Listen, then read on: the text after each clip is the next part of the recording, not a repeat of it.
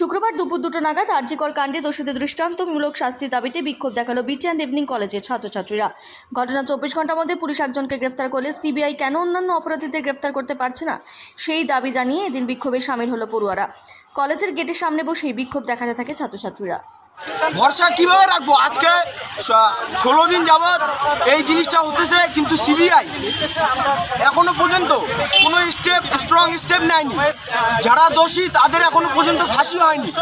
এই বিষয়ে তার জন্য আমরা আজকে রাস্তায় বসছি। আমাদের বিটি অ্যান্ড ইভিনিং কলেজের তৃণমূল ছাত্র পরিষদ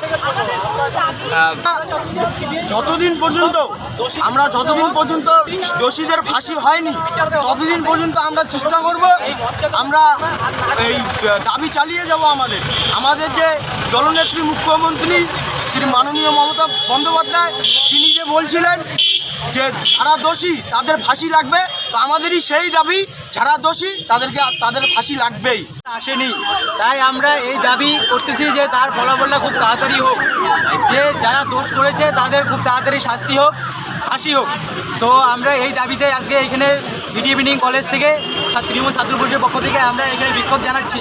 শুধু এই বিক্ষোভে শেষ নয়, যতক্ষণ পর্যন্ত আমরা আমাদের বিচার পাবো না, আমাদের যে আর্জি করে ঘটনা সেই উপরে যতক্ষণ পর্যন্ত আমরা বিচার পাবো না, ততদিন পর্যন্ত আমরা এই প্রতিবাদ চালিয়ে যাব।